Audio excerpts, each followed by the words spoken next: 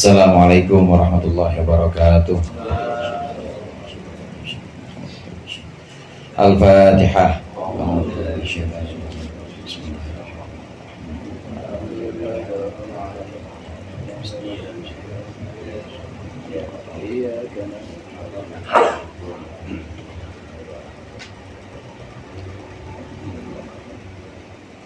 Alhamdulillahirabbil alamin wa bihi nasta'inu ala umuri dunya waddin. Wassalatu wassalamu ala asyrafil anbiya'il mursalin sayyidina maulana Muhammadin wa ala alihi wa sahbihi ajma'in, amma ba'du. Segenap jamaah al-halaqatul munfarijah yang hadir di malam ketujuh ini, alhamdulillah kita bisa berkumpul kembali untuk putaran yang ketujuh. Dan perlu diketahui, mungkin ini adalah ketujuh yang terakhir di bulan Rajab dan Roah ini, karena nanti setelah ketujuh kita mulai lagi ke satu, ketemunya cuma 5 doang. Saya hitung-hitung bisa ketemu 7 mentok sama terawih. Jadi saya hitung-hitung ketemunya cuma 5. Insya Allah nanti kita akan tawakuf setelah malam kelima, dihitung dari sini ketujuh, malam Kamis depan itu hitung ke 1 lagi sampai kelima, itu kita tawakuf. Kita insya Allah jika tidak berubah maka kita akan tawakuf di tanggal 1 Maret insya Allah. Jamaah rahimakumullah, mari sama-sama kita lanjutkan pengajian kitab Mau'izatul Mukminin. Sudah sampai pada pembahasan wirid atau zikir-zikir tertentu yang boleh kita amalkan di malam hari maupun siang hari sebagai satu wiridan kita. Namun di sini Imam Ghazali dari awal mengingatkan kita ada di mana posisi kita. Apakah kita jadi orang yang memang pantasnya itu wirid, atau kita pantasnya itu kerja? Apa kita itu pantasnya emang orang yang zikir terus saja, atau pantasnya kita ngajar? Dosen wirid mulu, mahasiswanya nganggur. Ya, terus sini ada yang kerja kelurahan wirid mulu, yang ngurusin KTP repot jadinya. Maka di awal di awal bab ini Imam Ghazali kemudian mengingatkan, qala al-mu'allif rahimahullah wa nafa'ana bihi wa bi ulumihi wa bi barakatihi fid dharain amin. Bayanu annal awrada lil mutajarridi lil ibadati. Ini adalah sebuah penjelasan bahwa sesungguhnya wirid-wirid itu lil mutajarridi lil ibadati, untuk orang yang memang sudah tajrid atau orang yang memang sudah khusus untuk ibadah saja. Dalam pembahasan lain seperti dalam kitab Hikam misalnya, memang ada posisi orang yang disebut dengan posisi tajrid. Tajrid itu akar katanya sama dengan mutajarrid ini, orang yang memang sudah tidak ada kesibukan dan sudah tidak ada kaitannya dengan hukum sebab akibat. Dia bisa makan kalau kerja, dia bisa punya uang kalau dia dagang. Namanya ini makom asbab. Nah, kebanyakan orang pada umumnya seperti itu, makomnya makom asbab, yang masih memang harus bekerja kemudian berdagang untuk mendapat rezeki, memang tempatnya di situ. Tapi ada makom orang yang memang dia kerja apa aja nggak hasil, mau ngelamar kerjaan juga nggak diterima mulu. Ya orang udah 60 tahun mau ngelamar satpam nggak bakal diterima. Nah, berarti makomnya udah makom tajrid udah. Nah, yang kayak begini, yang sudah makom tajrid, maka dianjurkan untuk wirid, dianjurkan untuk zikir saja, mengingat Allah saja. Oleh karena itu di awal bab judulnya ini, sesungguhnya wirid itu hanyalah untuk orang-orang yang memang khusus untuk ibadah saja. Adapun orang-orang yang masih punya kesibukan, apalagi masih punya tugas-tugas yang kaitannya dengan keluarga, atau bahkan lebih luas lagi kaitannya dengan warga, dengan masyarakat, maka wirid-wiridnya sekedarnya saja. Malam Kamis datang, nggak perlu duduk wirid sampai lama-lama, nggak usah. Penting malam Kamis datang. Nah, i'lam, ketahuilah, annal awrada wal adhkarul marwiyata wal wadhaifal lailiyata wan nahariyata.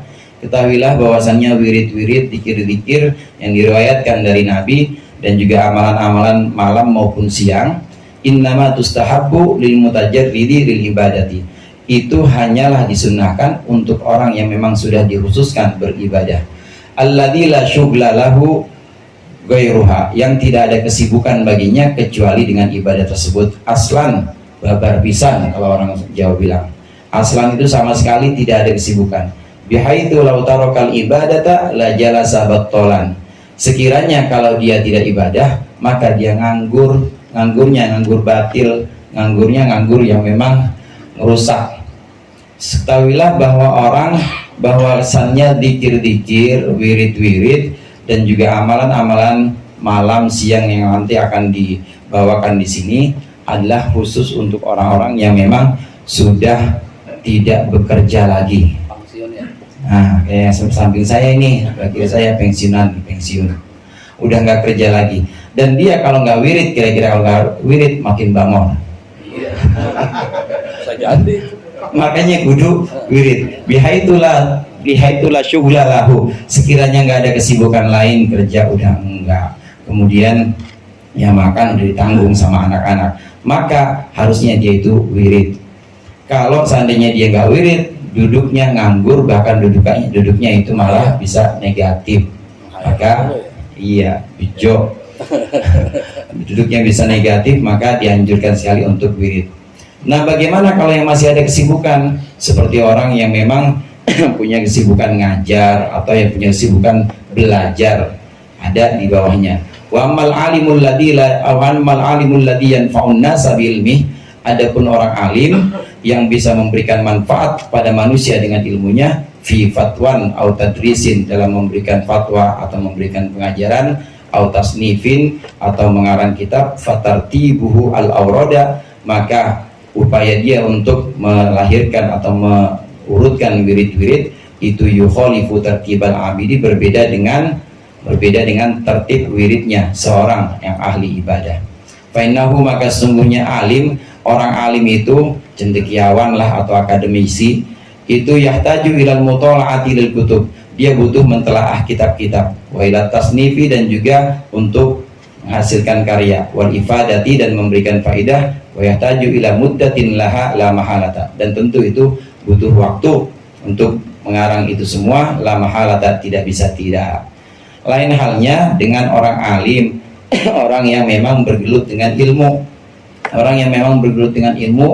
di mana dengan ilmunya itu bisa mendatangkan manfaat kepada orang banyak, memberikan nasihat, memberikan pengajaran, maka wiridnya jangan kayak wirid ahli ibadah, dikit-dikit aja, wiridnya ala kadarnya aja, sekedarnya aja.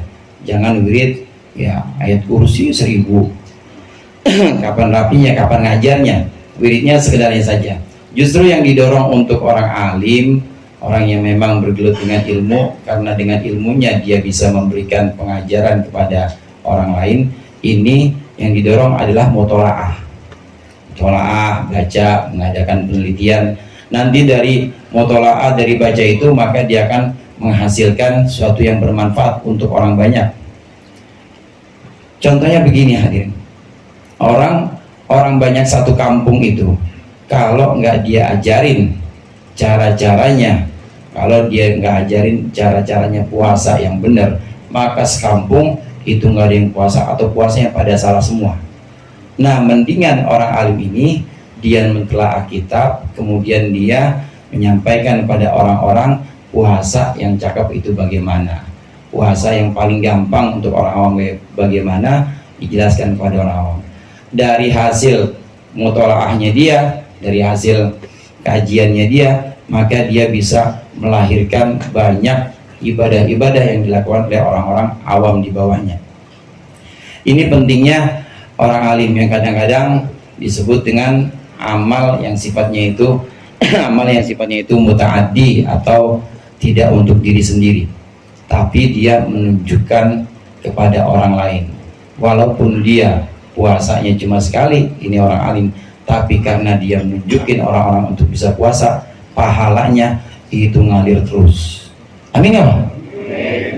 Amin aja malam ke-7.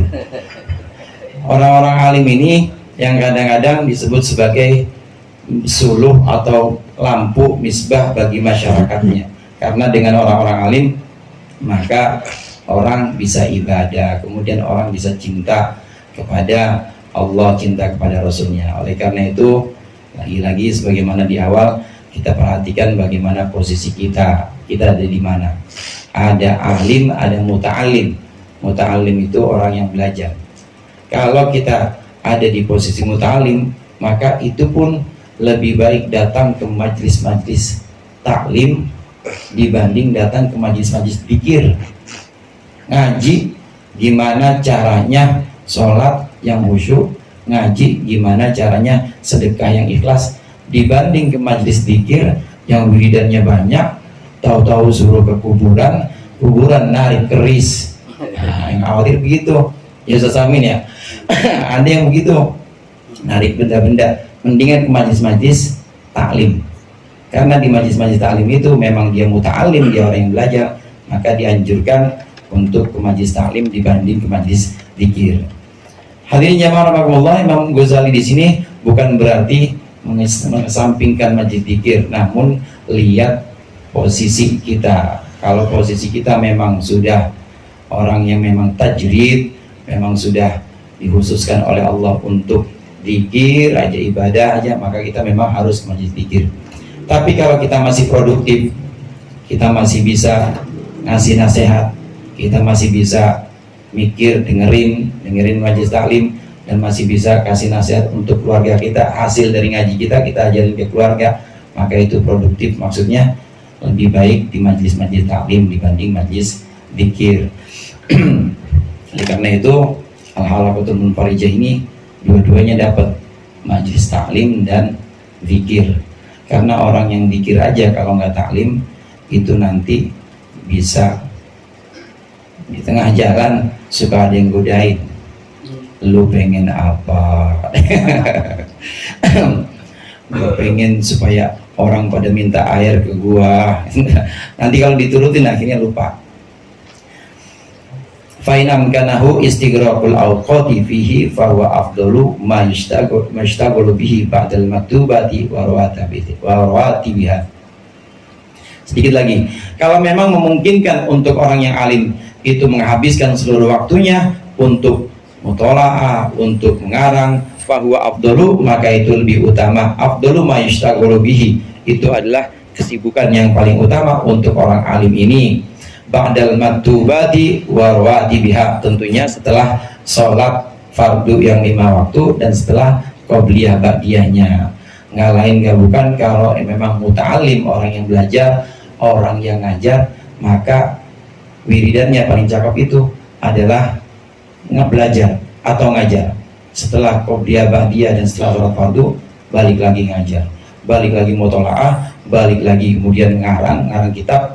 Kalau ngarang kitab ya bikin rekaman video, ngedit video. Wallahu a'lam bishawab.